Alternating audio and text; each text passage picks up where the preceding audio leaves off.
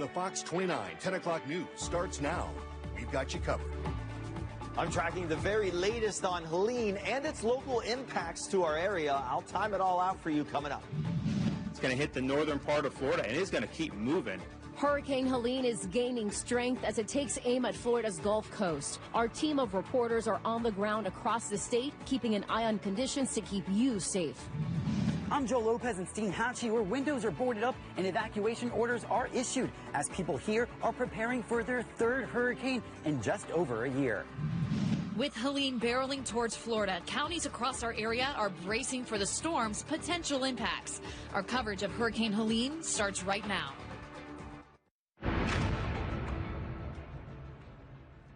You still have time to make the preparations and put your plan in place today, but that time is running out.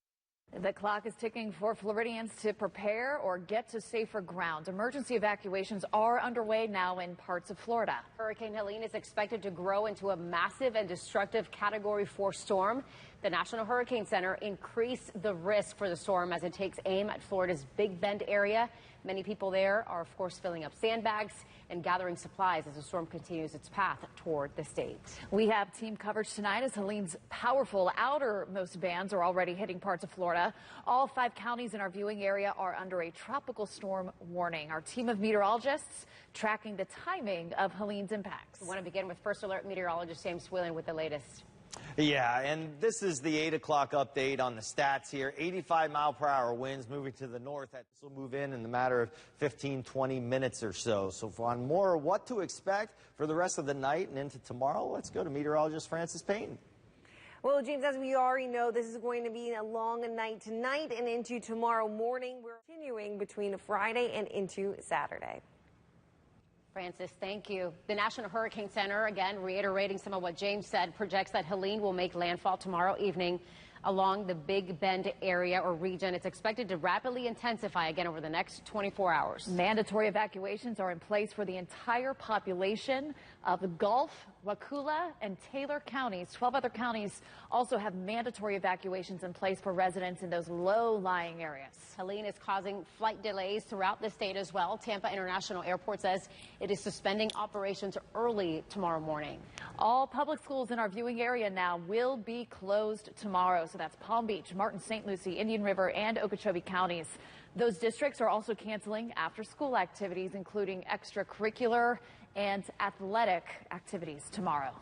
We're also monitoring the status of college closures throughout the state. Indian River State College, for instance, will be closed on Thursday, and all classes, including online, will also be canceled. The college says it anticipates reopening sometime Friday morning. We'll keep you updated.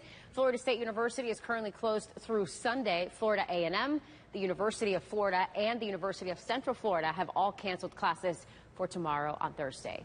Our team is, of course, dedicated to bring you the impact of the storm, not only here at home, but also across the state. Our Joe Lopez is in Steinhatchee, an area that has been already hit hard in the last year, and conditions are expected to deteriorate significantly in the next 24 hours. A lot of homes here in Steinhatchee. We have to take care of that. Joe Lopez, Fox 29 News. We've got you covered. Neighbors taking care of each other. Love to see that.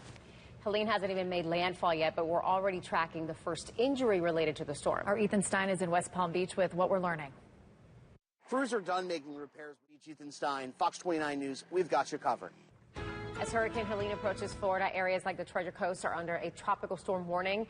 Zelali Solache is in Indian River County, listening to people there and how they are preparing for potential impacts. Some Vero Beach residents have been paying a visit to J.C. Park to. In Vero Beach, Zelali Solache for Fox 29 News. We've got you covered.